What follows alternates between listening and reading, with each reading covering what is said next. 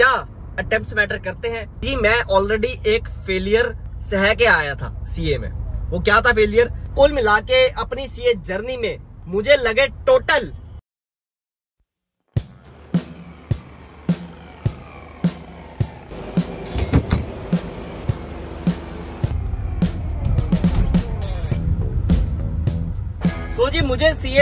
'कितने अटेम्प्ट्स लगे?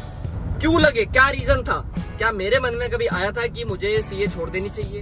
एंड क्या अटेम्प्ट्स सच में मैटर करते हैं? इसी सब के बारे में आज बात होगी। ऑल्दो इन टॉपिक्स पे मैंने कहीं ना कहीं किसी न किसी व्लॉग में टूटी फूटी बात कर रखी है, बट बच्चों के कमेंट्स लगातार आते हैं और फिर मुझे ध्यान आया यार बात तो सही है, मैंने इतने अच्छे टॉपिक पर आज तक एक कलेक्टिव वीडियो बनाई नहीं। तो इसलिए आज सीए अमनदीप सिंह एके दी अल्फा सिंह अपने सीए अमनदीप टॉक चैनल पर आपके लिए वीडियो लेके आया है।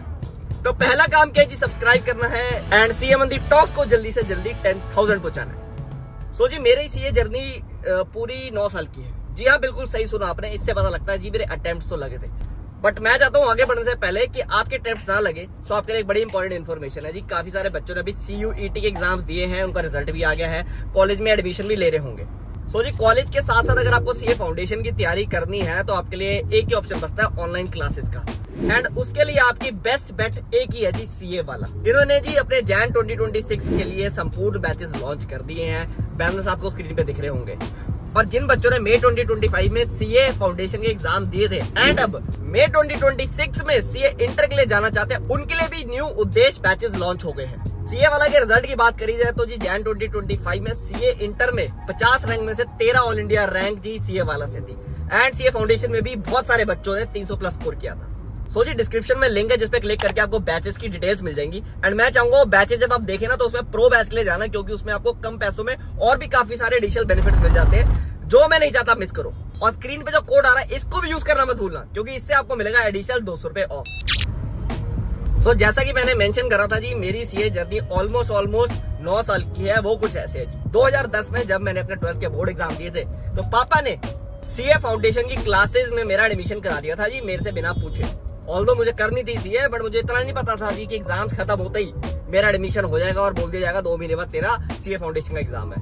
तो बस वो 2 महीने मैंने क्लासेस करी, बहुत ज्यादा सीरियसली नहीं करी, जैसे हम स्कूल में पढ़ते थे वैसी पढ़ी, क्योंकि माइंडसेट अभी वही था जी स्कूल वाला।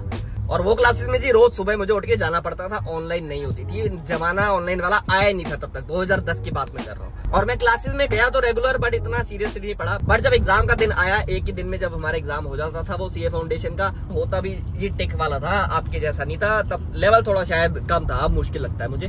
बट एनी हाउ जब मुझे पता लगा जी एग्जाम आने वाले हैं, बिल्कुल जस्ट 1 या 1.5 हफ्ते पहले जो मैंने क्लासेस में जितना पढ़ा था वो जी मैंने रिवाइज करना स्टार्ट करा टेंशन में। एग्जाम से पहले तो जी मेरे को टेंशन हो जाती थी और ये जरूरी भी है क्लियर करने के लिए। तो मैंने जी एग्जाम दिया अपना, ठीक हुआ, मुझे नहीं पता था मैं पास होऊंगा या नहीं होऊंगा, बट लकीली फर्स्ट अटेम्प्ट में सीए फाउंडेशन 2010 में जी मैं क्लियर कर जाता हूँ, जो कि एक बहुत खुशी की बात थी। शायद 400 मार्क्स का कुछ होता था और मेरे शायद कुछ 218 करीब आए थे, मुझे एक्चुअल में असली में ध्यान भी नहीं है जी, बट ठीक ठाक तरीके से पास हो गया था। लेकिन हुआ क्या जी, साथ में ही स्पोर्ट्स कोटे की वजह से मेरा एडमिशन हो जाता है जी दिल्ली यूनिवर्सिटी नॉर्थ कैंपस के खालसा कॉलेज में। एंड मैं डिसीजन लेता हूँ जी कि हम तो स्पोर्ट्स ही परस्यू करेंगे, हम खिलाड़ी आदमी है जी, पढ़ाई बुढ़ाई में नहीं जाना, 3 साल और आजमाते हैं, शायद कुछ खेल जाए और कॉलेज लाइफ भी एंजॉय करनी है। प्लस पापा ने भी सपोर्ट करा मेरे डिसीजन को, उन्होंने कहा हाँ कॉलेज तो जी बहुत ज्यादा जरूरी है, पढ़ाई तो होती रहेगी। तो मेरे पापा भी अपने टाइम में कॉलेज गए थे, उन्होंने भी सीखी होंगी कुछ चीजें, तो उन्होंने कहा जी यहाँ पे बड़ा कुछ सीखने को मिलता है, बच्चे का माइंड डेवलप होता है, उसकी पर्सनैलिटी डेवलप होती है, तो सीए की पढ़ाई 3 साल डेफर हो भी जाएगी तो उससे कोई खास फर्क पड़ता नहीं है। बस मैं खुश था और फिर मैंने 3 साल कॉलेज में दिए। आया कॉलेज का आखिरी ईयर, 3रा साल एंड हुआ, पता लग गया जी अब तो स्पोर्ट्स में कुछ हो नहीं सकता, अब पढ़ाई में ही घुसना पड़ेगा। तो फाइनली कॉलेज का रिजल्ट आने के बाद मैं पापा के साथ लक्ष्मी नगर गया, क्लासेस का पता करा और समझ आया कि मैं तो जी 2014 में ही सीए इंटर का एग्जाम दे सकता हूँ, क्योंकि जुलाई अगस्त में शायद रिजल्ट आया था, तो नवंबर में पॉसिबल ही नहीं था जी एक भी ग्रुप देना मेरे लिए, क्लासेस हो ही नहीं पाती। और जैसा कि मैंने बताया उस टाइम पे ऑनलाइन क्लासेस का जमाना नहीं था कि आप घर बैठे बैठे जल्दी से क्लासेस देख लो और पेपर दे दो।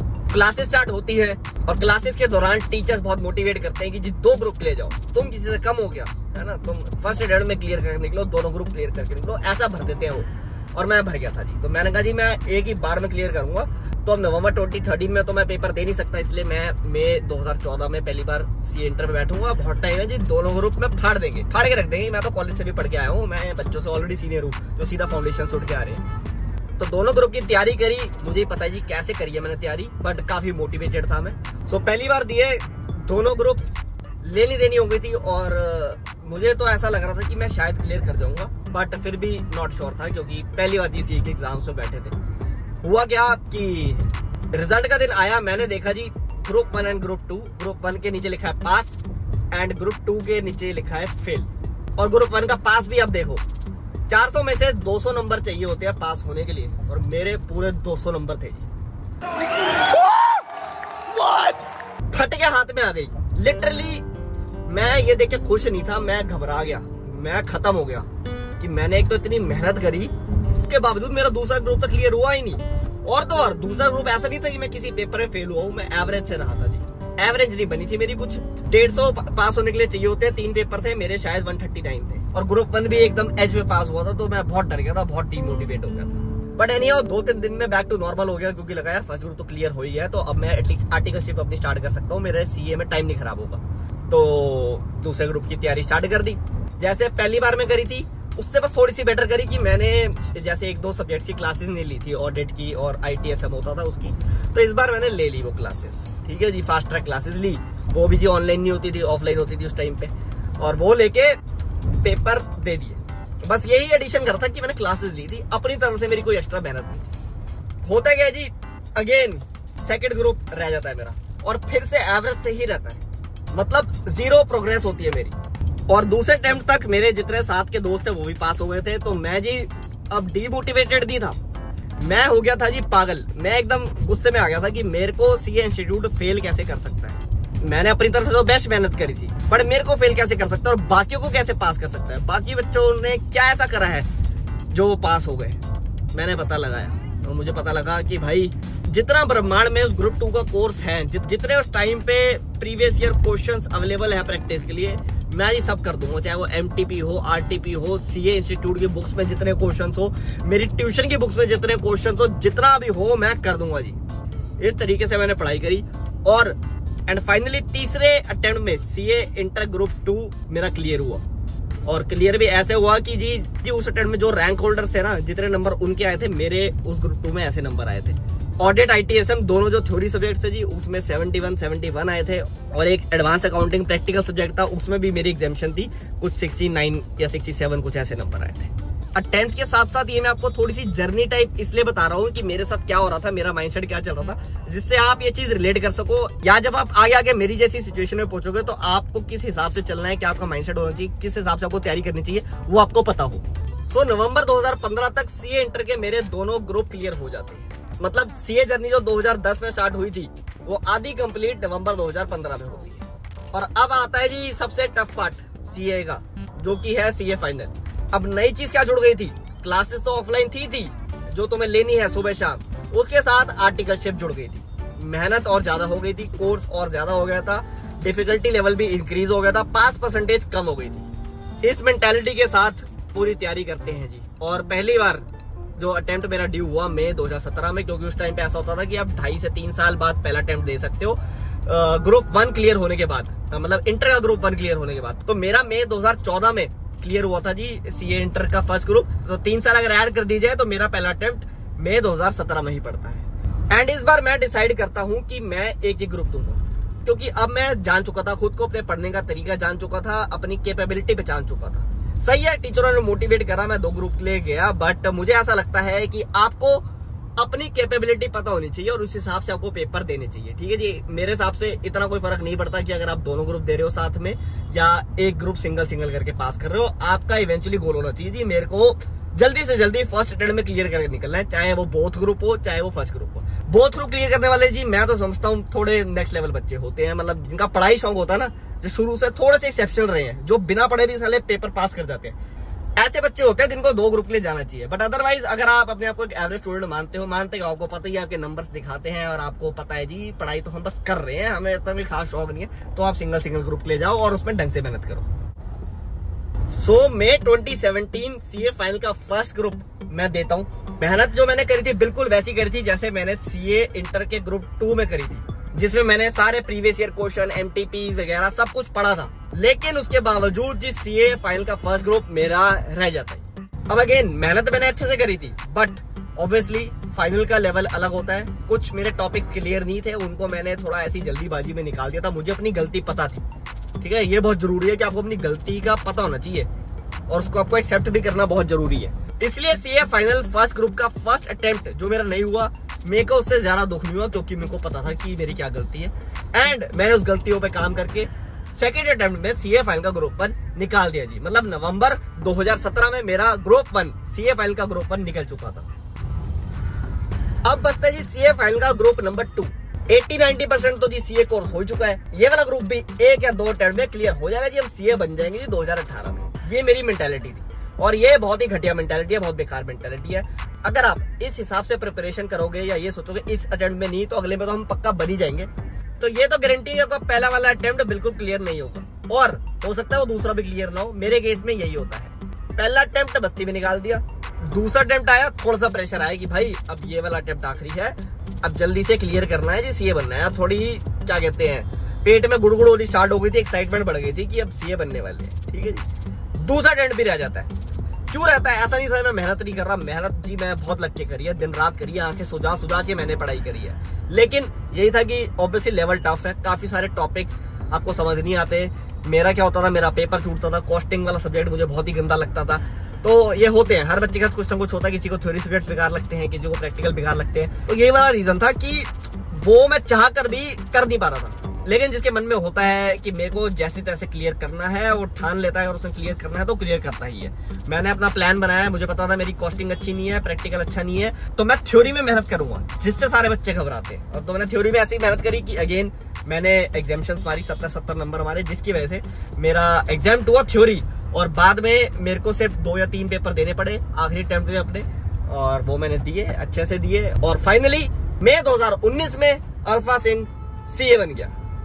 सीए फाउंडेशन मेरा फर्स्ट अटेम्प्ट में निकला, CA inter group 1 first attempt में निकला, CA inter group 2 third attempt में निकला, CA final group 1 second attempt में निकला and CA final group 2 third attempt में निकला। इसका मतलब कुल मिला के अपनी सीए जर्नी में मुझे लगे टोटल 8 अटेम्प्ट। एंड वैसे यूजुअली पूछता है कोई कि आपके सीए में कितने अटेम्प्ट्स लगे, तो सिर्फ फाइनल के बताते हैं, तो उसमें मेरे हो गए जी 5 अटेम्प्ट। तो जी आपका एक सवाल हो सकता है कि भाई आपके दिमाग में कभी आया नहीं कि आपको सीए छोड़ देनी चाहिए या कुछ और कर लेना चाहिए, क्योंकि 9 साल की सीए जर्नी है। वैसे एक्चुअल में तो जी 6 साल की है, क्योंकि 2013 से लेकर 2019 इसी टाइम में मेरा सीए इंटर और सीए फाइनल था, जो मेन असली जर्नी होती है। तो जी मैं आपको बताऊं, मेरे दिमाग में ये चीज बिल्कुल भी नहीं आई। इसके 2 रीजन है। ये पहले बत्ती हो जाए जरा, लोग परेशान हो रहे हैं, उसके बाद आपको बताता हूँ। तो मेरे दिमाग में सीए ड्रॉप करने का इसलिए नहीं आया कभी, क्योंकि जी देखो, सीए फाउंडेशन मैंने पहले अटेम्प्ट में क्लियर कर दिया, सीए इंटर का भी फर्स्ट ग्रुप मेरा फर्स्ट अटेम्प्ट में क्लियर हो गया। तो मेरी सीए जर्नी में अभी तक, जहां तक 40% जर्नी तक कोई मेरा हॉल्ट आया ही नहीं। जैसे कि मैंने आपको बताया था जी कि उस टाइम पे अगर सीए इंटर का फर्स्ट ग्रुप आप क्लियर कर लेते हो तो आप आर्टिकलशिप भी स्टार्ट कर सकते हो और आप एलिजिबल हो जाते हो उसके 3 साल बाद सीए फाइनल का फर्स्ट अटेम्प्ट देने के लिए। तो मेरे हिसाब से तो जी मैं सीए ग्रुप 1 क्लियर करने के बाद मई 2017 में या मैक्स टू मैक्स नवंबर 2017 में सीए बन रहा था। एंड दूसरी सबसे इंपॉर्टेंट चीज जो कि मेन रीजन है जिस वजह से मेरे दिमाग में कभी ये ख्याल आया नहीं सीए ड्रॉप करने का या कुछ और करने का, वो ये था कि जी मैं ऑलरेडी एक फेलियर सह के आया था सीए में। वो क्या था फेलियर, कि मैं कॉलेज में गया था 3 साल, सिर्फ मस्ती करने नहीं गया था, मैं कुछ बड़े लेवल पे खेलना चाहता था, बट जब वो नहीं हो पाया एंड जब मैं वहां पे फेल हुआ तो मैंने यही सोचा था कि अब मैं जो भी नेक्स्ट चीज में घुसूंगा जो कि सीए थी, उसमें जी मैं पूरी जी जान लगा दूंगा एंड उसको पास करके दिखलूंगा। स्पोर्ट्समैन वाली मेंटालिटी थी, फेलियर ऑलरेडी देख रखा था, तो ये चीज का बेनिफिट मुझे अपने सीए के अटेम्प्ट जब लग रहे थे तब हुआ, अपने माइंड को स्ट्रॉन्ग रखने में। Every failure is a new learning, ऐसी ये कोड नहीं बना, इसके पीछे कुछ ना कुछ बात है। जब आपकी जिंदगी में ये चीज खुद होगी ना, खुद आप अप्लाई करोगे अपनी लाइफ में, तब आपको फर्क दिखेगा। अब ये तो हो गई मेरी बात, करते हैं आपकी बात। आप अभी सीए कर रहे हो या आपकी जर्नी स्टार्ट ही हुई है और आपके अटेम्प्ट्स लगने स्टार्ट होते हैं, और आज का जमाना है जी कि पेशेंस नहीं है बच्चों में। इतनी सारी अपॉर्चुनिटीज है, इतने टाइप के कोर्सेज आ गए हैं कि जब अटेम्प्ट लगते हैं बच्चे के मन में ऑब्वियसली ख्याल आते हैं कि भाई क्या मुझे सीए कंटिन्यू करनी चाहिए या नहीं करनी चाहिए। पहली तो मैं यही कहूंगा कि बिल्कुल करनी चाहिए। अगर आप सीए में घुसे हो कि हमें सीए बनना है तो जी फिर वो बन के निकलना है। फिर तो आप अपने आप से गद्दारी करोगे अगर आप ऐसा नहीं फॉलो करोगे।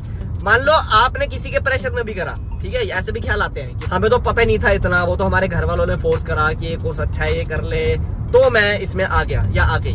तब भी घुस तो गए ना जी आप कोर्स में, जैसे मर्जी घुस गए, जिस मर्जी चीज में घुस गए, उसको जी पार करके निकलना है, उसको जीत कर ही निकलना है। लेकिन दूसरी चीज, आप सीए ड्रॉप कर भी सकते हो बीच में, क्योंकि आजकल क्या है जी, सीए इंटर क्लियर करने के बाद ना बड़े सारे कोर्सेज हैं जैसे कि सीपीए, सीएफए, जहां पे आपको एग्जामिशन मिल जाती है, ठीक है, आपको उनके सारे एग्जाम्स नहीं देने पड़ते।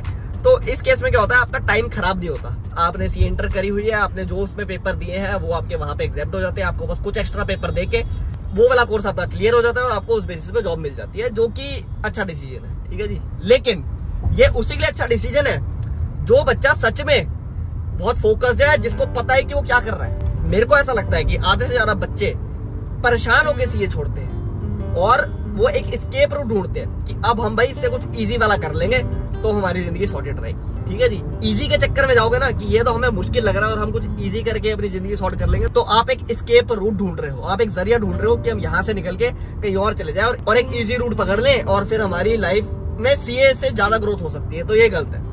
सीए से ज्यादा ग्रोथ होगी उस बंदे की जो पहले वाली कैटेगरी में था, जो सच में मेहनत करना चाहता है, ठीक है जी, सच में होशियार है, वो मेहनत से घबराता नहीं है।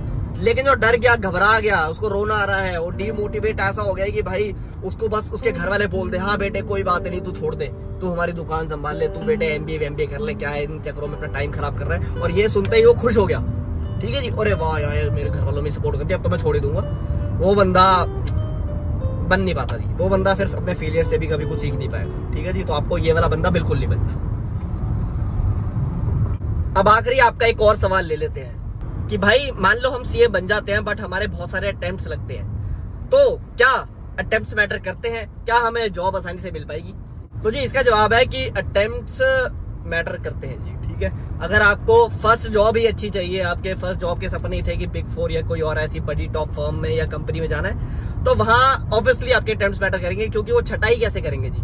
हजारों बच्चे पास हुए हैं, हजारों बच्चे सीए बने हैं, सबके रिज्यूम डले हुए हैं, तो वो रिज्यूम जो छाटते हैं वो इसी बेसिस पे छाटते हैं। अच्छा जी ये फर्स्ट अटेम्प्ट वाले हैं, सबसे पहले जिन्होंने दोनों ग्रुप दिए थे, आ जाओ इनको साइड कर दो।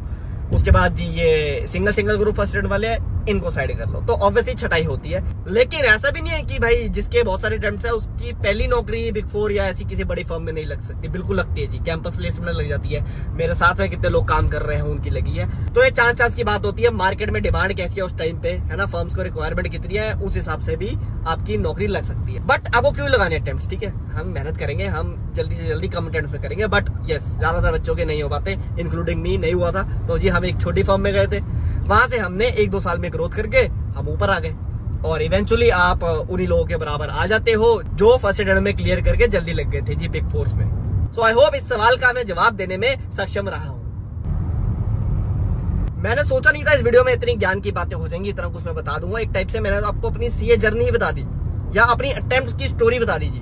क्या ही बात है, बहुत ही अच्छी वीडियो बन गई मेरे हिसाब से, काफी नॉलेजेबल वीडियो। मतलब मेरे को अगर उस टाइम पे कोई ऐसी वीडियो देखने को मिलती ना, तो मैं उस पर लाइक और कमेंट जरूर करता मैं जरूर करता, इस बंदे को सब्सक्राइब करता, मैं 10 लोगों को भी शेयर करता, मैं कहता वाह क्या ही काम की बात बताइए जी। तो मुझे लगता है आपको भी ऐसा कर देना चाहिए, नहीं तो खामखा बाद में रिग्रेट करोगे कि हमने उस पर लाइक कमेंट क्यों नहीं करता। इस बंदे को हमने 1 लाख सब्सक्राइबर तक क्यों नहीं पहुंचाया था। तो इसलिए जल्दी से कर दो। और एक और सवाल का मैं जवाब देना चाहता हूँ जी। मेरे को बहुत लोग कमेंट करते हैं इस वीडियो के नीचे कि भाई आप ना एक स्टैंड नहीं ले सकते, आप ऐसा नहीं कर सकते कि मोबाइल एक जगह टिका दो और ड्राइव सेफली करो, है ना, आप कितने लोगों की जान के खतरा बन रहे हो और खुद भी खतरे में डाल रहे हो। तो जी देखो, ये देखो, अगर मैंने फोन उठाया ना तो मेरे को पता है कि मैं किस स्पीड में और कहाँ ड्राइव कर रहा हूँ। और आप मेरी वीडियो में नोटिस करते होंगे कि लगातार कट्स लग रहे हैं, ठीक है, वो कट्स इसलिए लगते हैं, मुझे पता है कि जहाँ ट्रैफिक है, जहाँ मुझे रोड पे एक्चुअल में ध्यान ज्यादा देने की जरूरत है, वहां मैं नहीं रिकॉर्ड करता। But thank you so much for your concern, मुझे बुरा नहीं लगा, बहुत सुन के मुझे अच्छा लगा। लेकिन जी देखो, अब मैं एक स्टैंड पे भी नहीं लगा सकता ना, क्योंकि ये कुछ मिक्सचर सा है, ये व्लॉग और इन्फॉर्मेशन वीडियो का मिक्सचर टाइप होता है। व्लॉग क्यों है? क्योंकि जी मैं ऑफिस जा रहा होता हूँ और ऑफिस जाता हूँ, मैं ऑफिस की पोशाक में होता हूँ, तो मेरे अंदर ज्ञान की बातें जागती है, तो मेरा आपसे शेयर करने का मन करता है ना। तो मैं कभी ऐसे करके दिखाता हूँ, कभी मैं ऐसे करके दिखाता हूँ, ऐसे करके दिखाता हूँ। अब इतनी टेक्नोलॉजी आई नहीं आज के जमाने में कि एक स्टैंड मेरी नजरों के हिसाब से या मैं किस तरफ इशारा करके बोल रहा हूँ उस तरफ मोबाइल को मोड़ सके। ऐसी टेक्नोलॉजी जब आ जाएगी तो वो जरूर हम यूज में लाएंगे और वैसा टिका दिया करेंगे फोन, बट अभी के लिए ऐसा हम नहीं कर पाते, तो उसके लिए I am very sorry. But thank you so much आपका कंसर्न दिखाने के लिए एंड ये वीडियो देखने के लिए। मिलते हैं हम आपसे अगली वीडियो में। सत श्री अकाल, साइनिंग ऑफ।